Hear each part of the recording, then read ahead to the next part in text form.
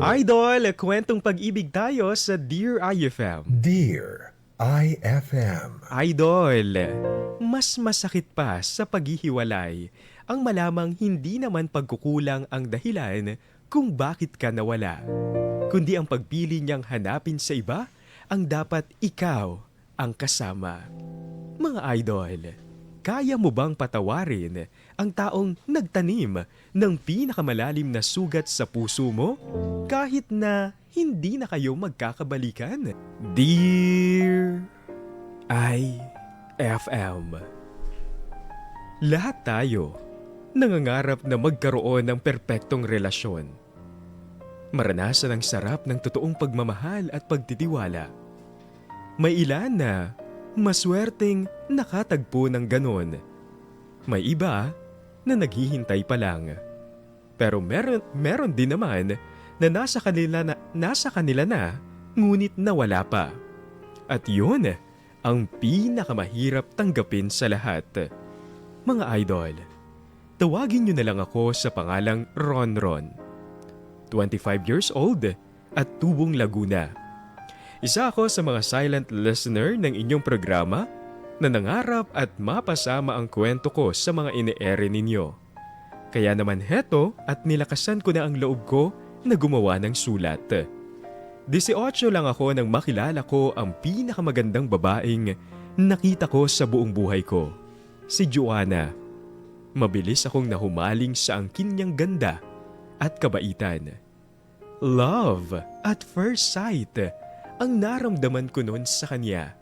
At napakaswerte ko dahil mabilis ding nahulog ang loob niya sa akin.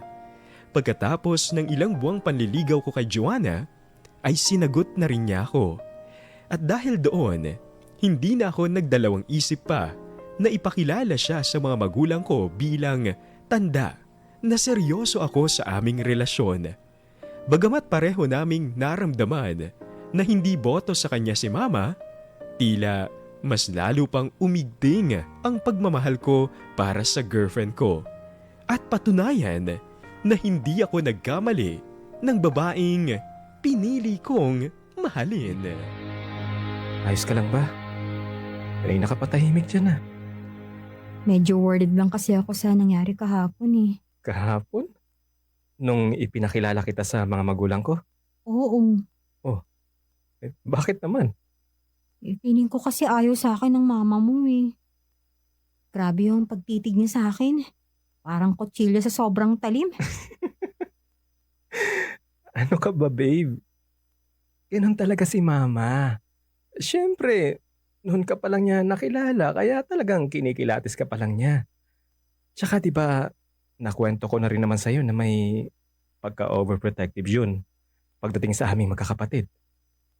Oo nga, pero kinakabahan talaga ako na baka mangyari sa atin yung mga napapanood ko sa TV eh. Yung mga napapakinggan kong drama sa radyo. Na ano naman? Na pinaghihiwalay ng mga magulang nila dahil tutol sila. Tapos ano, kakausapin ka ni mama. Bibigyan ka ng 10 milyon para layuan ako, ganon. Huwag ka nga mag-alala, babe. Wala kaming ganong pera. Ganong kalaking pera. Babe naman eh. Seryoso kasi ako. Sorry. Sorry. Ay, ikaw naman kasi. Relax ka lang, okay? Eventually, magugustuhan ka na rin naman ng mama. Sadyang kinakapalang talaga niya ang ugali mo. Sigurado ka? Oo naman. Basta, ang gusto lang naman ni mama ay yung mabait, masunurin, at higit sa lahat, inaalagaan ng anak niya. Effortless lang naman yun sa'yo, di ba? Ay, madali mo kasing nasasabi na magugustuhan din ako ng mama mo kasi gusto ka ng mga magulang ko eh. Ikaw ang effortless sa ganun no. Relax, babe, okay? Gagawa rin naman ako ng paraan para magkasundo kayo ni mama. Ay, sa bagay. At gagawa rin ako ng paraan para nagustuhan niya ako. Sandali lang ha, may nag-text sa akin. Si mama pala. May nakalimutan daw siyang bilhin. Panlinis sa sahig. Yun, inuutos niya sa akin. Ah, ano kayong maganda? Alam ko na. Star wax, floor wax. Kintabay to the max. Basta ito ang tatandaan mo ha. Kahit ayaw naman sa'yo ni Mama, mahal pa rin kita. Tsaka kilala ko yun. Kapag mahal ko ang isang tao, mamahalin na rin niya. Kaya konting tiyaga lang, okay? Ay, sige na nga. Total naman, isang buwan pa lang tayo eh. Marami pa akong pagkakataon na patunayan yung sarili ko sa pamilya mo. At syempre, ganun din ako sa pamilya mo. Tara. Bilhin na natin yung pinapabili ni Mama. Mga idol, nakita ko ang mga effort ni Joanna para magustuhan siya ni Mama. Sa tuwing pupunta siya sa bahay, hindi pwedeng wala siyang dalang kahit na ano para sa magulang ko. Sinusubukan din niyang tumulong kahit sa paghuhugas man lang kahit panay ang tanggi ni Mama. Napapangiti na lang ako sa tuwing nakikita kong unti-unti nang nakukuha ng girlfriend ko ang loob ni Mama. Pero syempre, hindi pa rin talaga maiiwasan na magsungit siya kay Joanna. Syempre, hindi lang si Joanna ang nagpapakitang gilas, kundi ako rin sa mga magulang niya. Lalong-lalo na sa papa niya. Ni minsan, hindi ako sumuway sa mga utos nito. Parati kong hatid sundo sa bahay si Joanna.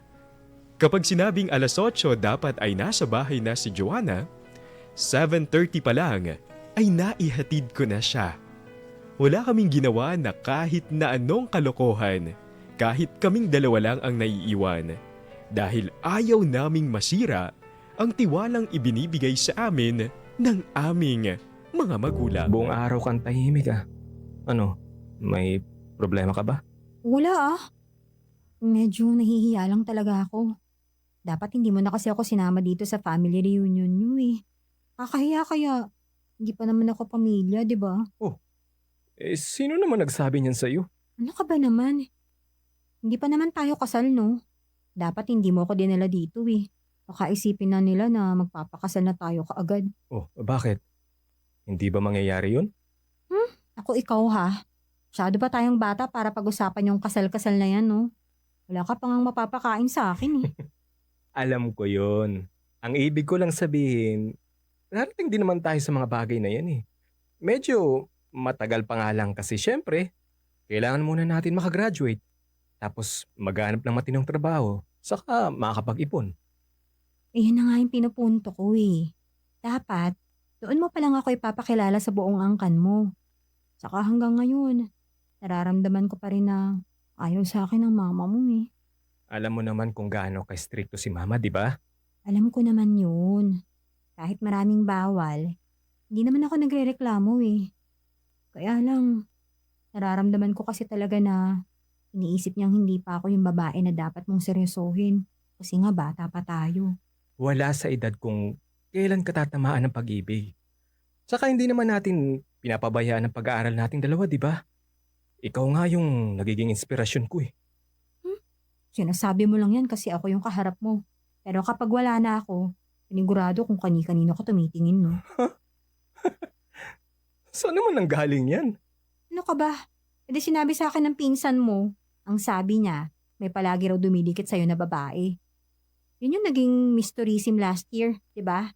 Ano nga naman binatbat ko dun? Legs pa lang nun, walang-wala na ako eh. Teka. Kanina ang problema na pinag-uusapan natin is yung hindi pa okay si Mama sa relasyon natin. Tapos ngayon, napunta na kay Jessica. Ang dami mo naman yatang issue. Marami talaga.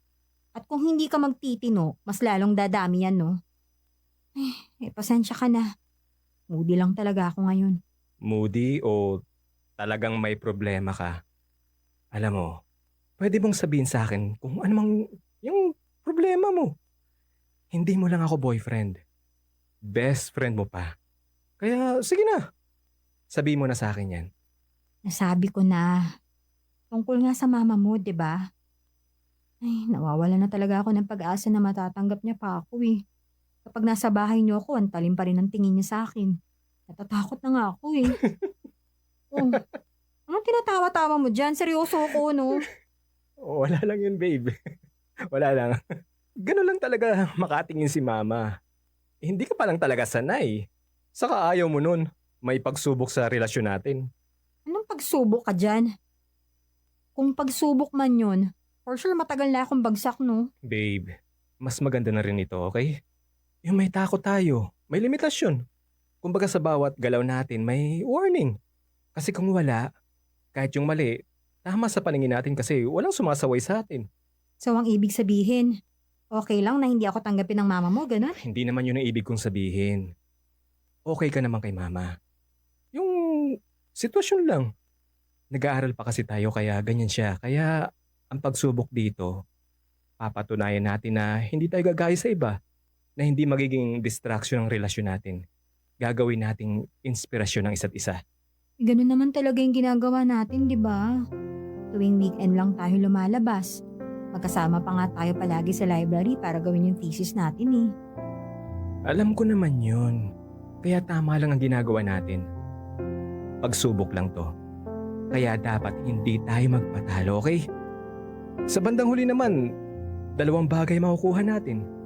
Diploma sa college plus napatunayan natin sa lahat na hindi hadlang ang pakikipagrelasyon para tuparin mo ang mga pangarap mo. Sa bagay. At isa pa, babe naman, pwede bang huwag mo nang pagselosan yung Jessica na yun? Bakit naman? Mas maganda ka pa doon, okay? We, talaga lang ha? Parang labas naman yata sa ilong yung sinabi mo. Mas maganda ka dyan. Kapag tinabi mo nga ako dun, magmumukha akong hindi naligo ng 1 taon eh. Huwag ka nga magsasabi ng ganyan. Kasi kahit may muta ka pa sa mga mata ngayon, maganda ka pa rin. Mhm.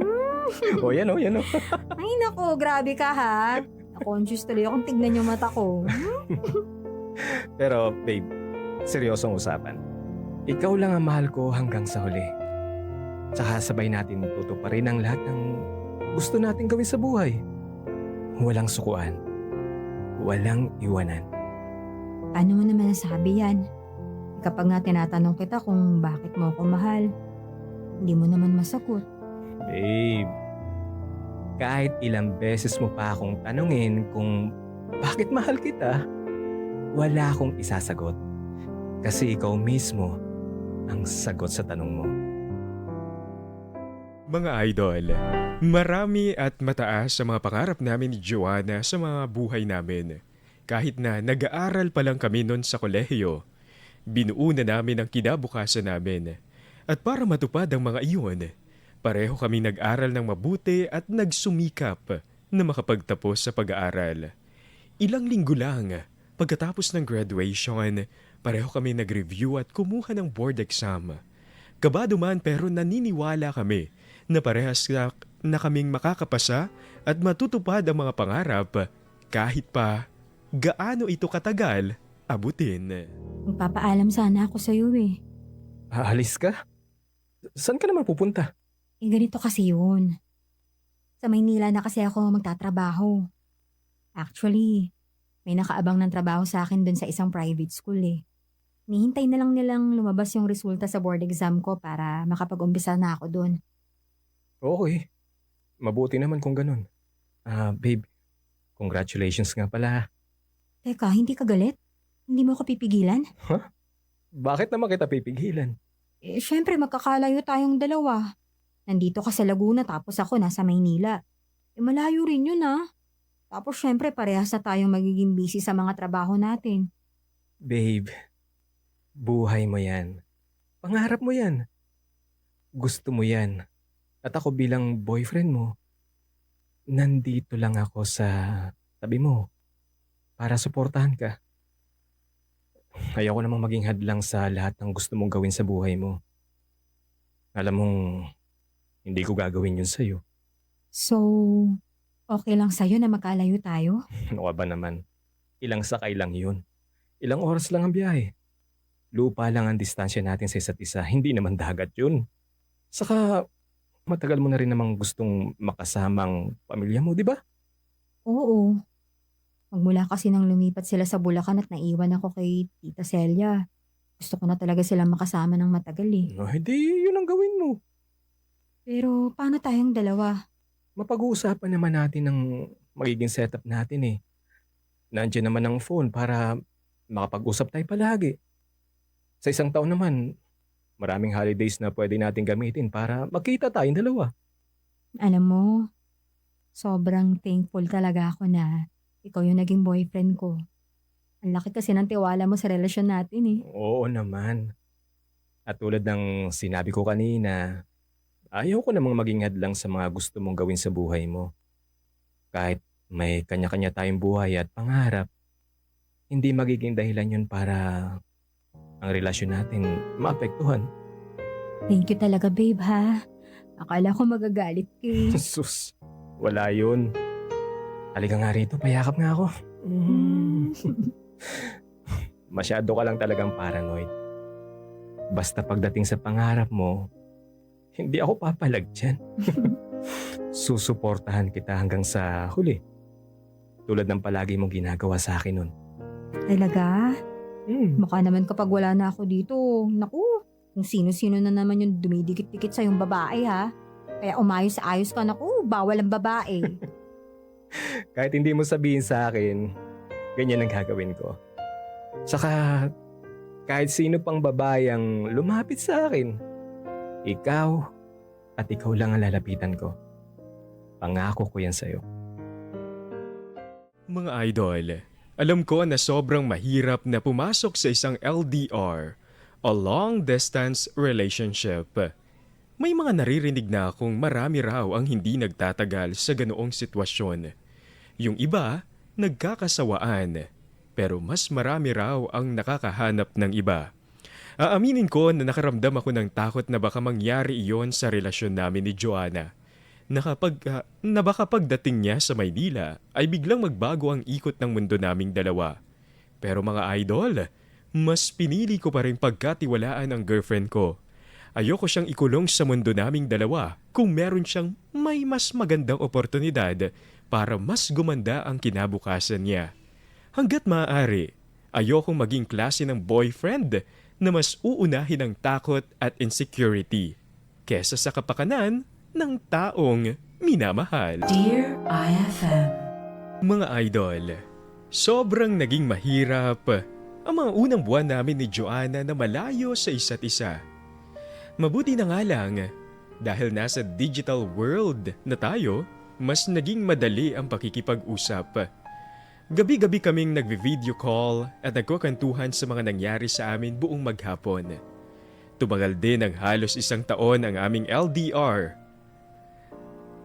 Aaminin ko na kahit 1 taon na tayo, sobrang hirap pa rin ang mag-adjust.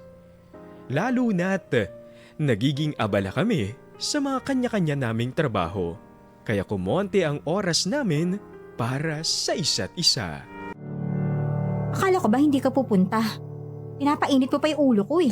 Gusto sana kitang isurprise eh. Napagtiripan ko nga sa rin ka kaya sinabi kong hindi ako matutuloy ngayon. In fairness ha, ang ganda ng trip mo. Sa sobrang ganda nakakabwisit na. Babe, sorry na please. Hindi ko naman ina-expect na magagalit ka sa akin ng sobra. Iinisin lang sana kita ng konti. Nagalit ka naman. Babe, sorry na. Ito naman oh, ngayon na nga lang ulit tayo nagkita, tapos ganito pa. Excuse me lang ha. Hindi ako yung nantitrip dito ha. Ikaw yun. Kaya wag mo akong masisisi dyan ha. Wala naman ako sinasabi. Sige na babe, bati na tayo. Ito nga oh, nagdala ako ng paborito mong spaghetti. Nagugutom na ako. Ano, kain na tayo. Hindi kumain ka na. Babe naman, grabe ka naman. Sorry na nga, diba? Nagbibiro lang ako. Hindi lang naman kasi yun yung issue dito. Pati yung nakita ko sa social media account mo, no? Ano ibig sabihin ng akbay na yon? Kung makadikit ng katawan sa'yo, parang lintang gustong sumipsip? Babe, wala lang naman yun. Saka, may boyfriend na yun. Ano ka ba? Kaibigan din namin. At alam niyang may girlfriend ako at loyal ako sa babaeng mahal ko. Kahit tanungin mo pa nga mga katrabaho ko, alam ng lahat na may girlfriend ako. Talaga lang ha? Hindi ka nagsisinungaling? Ganito, kapag nakauwi ka sa atin, sumama ka sa office ko. Ipapakita ko sa'yo yung isang malaking picture frame mo sa table ko. Seryoso ba yan? Babaliw ka na yata eh. Para maniwala ka na hindi kita sinisikreto. Tsaka para malaman ng lahat na forever unavailable na ako sa iba. At yung nakita mo sa picture, wala lang naman yun. Huwag mong pansinin yun. Ikaw talaga nagsiselos ka lang. Ganon. So hahayaan mo lang ako magselos? Siyempre naman hindi. Yung pala eh. Gusto mo mag-status pa ako na mahal ko ang girlfriend ko. Tapos itatag ko ang lahat ng friends ko at friends mo. Ano, game? Ay nako, ewan ko sa'yo. Siya, sige na, okay na. Nakakainis ka lang talaga kanina eh. Kaya sorry na. Minsan talaga napapasobra na ang biro ko eh. At ikaw, dumadalas na rin ang pakikipagtalo mo sa akin. Kahit maliit na bagay, inaaway mo na ako. Ay, ewan ko ba. Hindi ko rin maintindihan yung sarili ko eh. Nababaliw na yata ako. Siguro paranoid lang talaga ako. Takot ako na mangyari sa atin yung nangyari sa iba na LDR. Babe, sila yun. Iba naman tayo eh. Halos mag-iisang taon na tayong nakasurvive sa LDR, di ba? Kakayanin pa natin to. Bigyan mo lang ako ng sapat na panahon para makapag-ipon tapos lilipat ako dito. Talaga? Gagawin mo yun? Oo. Pero syempre, hindi muna sa ngayon. Ay, Bago pa lang ako dun eh. Baka kapag tumagal-tagal na ako at gumanda na ang performance ko, baka pwede ako magpa-relocate dito sa Bulacan. Since may office rin naman kami dito. ay, ikaw bahala. Sorry ha. Alam ko nai-stress ka na sa akin. Ano ka ba? Wala yun. Naiintindihan naman kita. Kahit na minsan, parang aso't pusa na tayo kung mag-away. Mahal na mahal pa rin kita. At sana, hindi mo kalimutan na ano man ang mangyari, sayong-sayo lang ako. Mga idol, ginawa ko ang lahat para mapanatili ang init ng pagmamahalan namin ni Joanna habang pareho kami nagsusumika para sa aming kinabukasan. Kahit malayo ako, hindi ako nakakalimot na iparamdam sa kanya kung gaano ko siya kamahal. May mga pagkakataon na bigla na lang akong magpapadala ng bulaklak at ng paborito niyang kape sa office o sa bahay niya. Aaminin ko naman na may mga pagkakataon na nagkukulang din ako bilang boyfriend niya. At tingin ko, normal lang naman iyon. Pero habang tumatagal, napapansin ko na para bang ako lang ang bumabawi sa mga pagkukulang ko. Samantalang siya, parang wala lang. Parang ayos lang sa kanya kahit may mga ilang araw kaming hindi nagkakausap kapag nagkakaroon ng pagtatalo. Hanggang sa nagdesisyon akong kausapin ng personal si Joanna dahil alam ko na may hindi na magandang nangyayari sa pagsasama naming dalawa. Anong ginagawa mo pala dito ngayon? Dinadalaw ka. Ngayon lang kasi ako nagkaroon ng oras para dumalaw sa'yo. O bakit? Hindi ka ba masaya na nandito ako? Syempre masaya. Hindi ko lang talaga in-expect. May mga plano na kasi ako sa long weekend eh. Kasi sabi mo last week hindi tayo magkikita, di ba? Ano ba dapat ang mga gagawin mo? Wala lang yun. Simpleng gala lang. Ano nga palang gusto mong kainin? Magluluto ako ng... Joanna, pwedeng dito ka muna. May gusto sana akong pag-usapan natin eh. Sige. Ano ba yun? Okay lang ba? May problema ba? Problema? Wala naman. Bakit mo naman naitanong? Sigurado ka. Kasi alam mo naman na kahit ano pa yan, pwede mo namang sabihin sa akin. Wala. Okay lang ako. Eh tayo, may problema ba tayong dalawa? Alam mo, masyado kang mag-isip eh. Okay nga lang ang lahat. Eh bakit parang pakiramdam ko nito mga nakarang buwan? Masyado ka nang mailap sa akin. Anong mailap? Hindi kaya. Ikaw talaga kung ano-anong iniisip mo. Joanna, seryoso ako. Nagiging madalang ng pagchat-chat mo sa akin. Tapos kapag tumatawag ako, it's either nagmamadali ka or wala ka sa mood na makipag-usap sa akin. Tapos ngayon nandito naman ako, pakiramdam ko, ayaw mo na dinadalaw kita. Joanna, magsabi ka nga sa akin ng totoo. May nagawa ba akong mali? Wala. Ano lang siguro. Pagod ako sa trabaho. Pasensya na. Sigurado ka ba? Oo. Maghahanda lang ako ng merienda ha. Diyan ka lang. Huwag kang gagalaw. Okay, sige. Walang problema daw. Hindi ako naniniwala. Babe. May tumatawag sa phone mo. Hayaan mo lang dyan.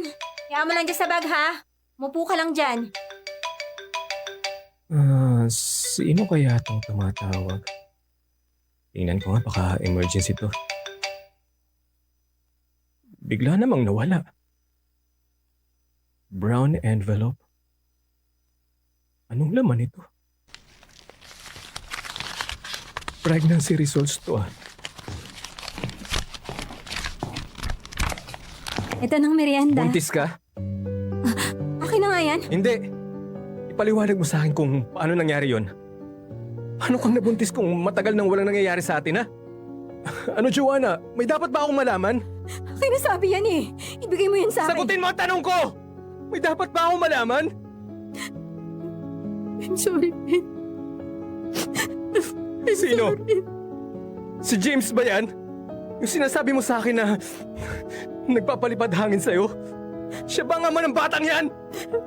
Oo. Ron, maniwala ka, hindi ko naman sinasadya eh. Ilang buwan din kasi tayong hindi nakikita nun, di ba? Sumasama yung loob ko kasi hindi mo ako mabigyan ng oras. Kaya nagpabuntis ka sa iba! Ilang buwan lang akong hindi nagpakita dahil abala ako sa trabaho ko. Tapos lumingon ka na sa iba? Para sabihin ko sa Joanna, nagtatrabaho ako ng mabuti para pag dumating yung araw, may karapatan na akong ayain ka magpakasal. Ron, hindi naman sa ganun. Wala naman kasi talaga sa plano to eh. Hindi ko talaga to sinasadya. Basta na lang nangyari eh. Alam mo ba kung gaano kasakit to sa akin, ha? Joanna, pinagkatiwalaan kita eh. Ang laki ng tiwala ko sa'yo kasi 8 taon na tayo. Anong rason mo? Dapat wala, diba? Dapat habang tumatagal tayo, mas lalong lumalawak ang pag-iintindi natin sa isa't isa. Ron, I'm sorry. Wala akong ibang dahilan para pagtakpan yung nagawa ko kasi ako talaga yung may mali eh. Wala kang kasalanan. Wala. Alam mong totoo yan. Hindi ko alam kung saan ako nagkamali at nagkulang sa'yo, Joanna. Palagi ako nagpapaliwanag kapag hindi kita napagbibigyan ng oras. Palagi kong sinasabi sa'yo na mahal kita para hindi mo maiisip na may iba na ako. Sana naman, Joanna, ganun yung ginawa mo sa akin eh. I'm so sorry. Ito, yan ang dahilan kung bakit ako nagpunta dito.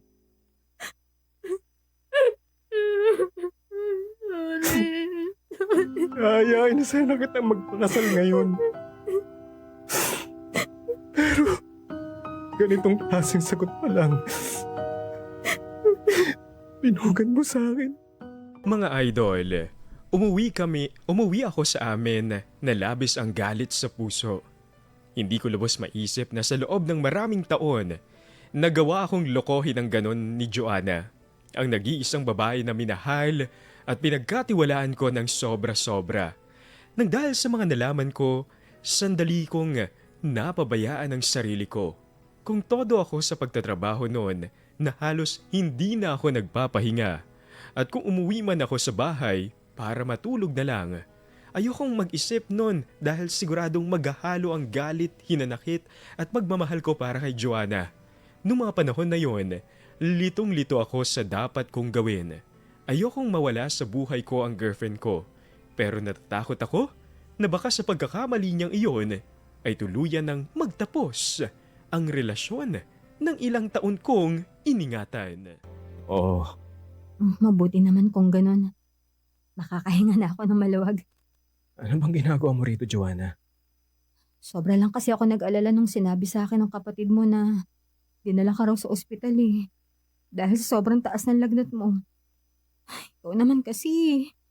Bakit hindi ka nagpapahinga ng mabuti ha? Halos gawin mo na raw bahay yung office mo eh.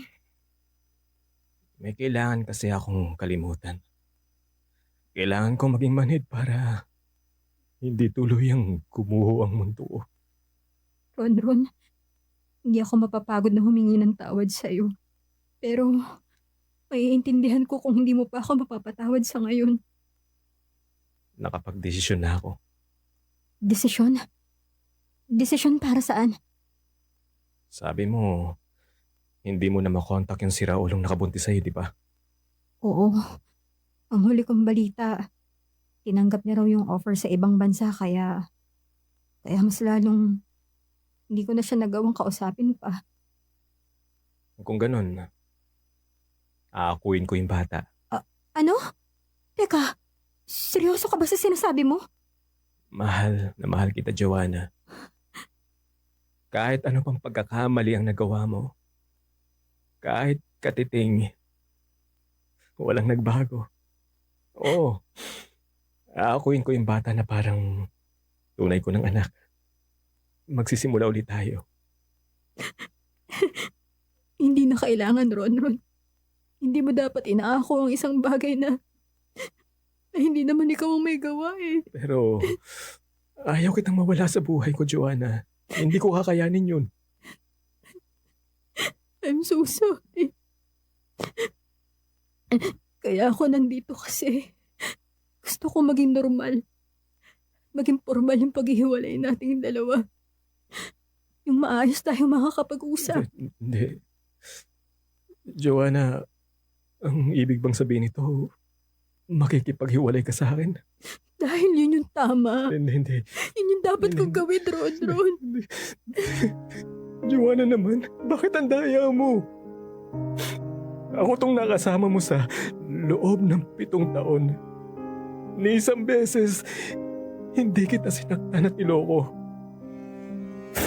Kasama ka sa lahat ng mga pangarap ko. Tapos, sa isang iglap lang, tatalikurin mo ang lahat ng yun. I'm sorry, Ron. Mahal din naman kita eh. Hindi, kung mahal mo ako, bakit ayaw mong bumalik sa akin? Ito na nga, diba? Ako na tong sumusuyo sa'yo. Dahil hindi nga tama to. Ayoko dumating tayo sa punto na kapag nakakita mo yung bata, maaalala mo lang yung malaking kasalanan ko nagawa sa'yo. Ron, ayaw kita pahirapan habang buhay. Pero, Joanna, hindi ko kakayanin yun. Kaya mo. Hindi. Alam ko kakayanin mo, Ron. Sorry sa lahat ng mga nagawa ko. Nasira ko yung tiwala mo. At alam kong gaano kahirap na maibalik yung dati. Ron, mahal kita. Mahal na mahal kita. Pero wala tayong magagawa.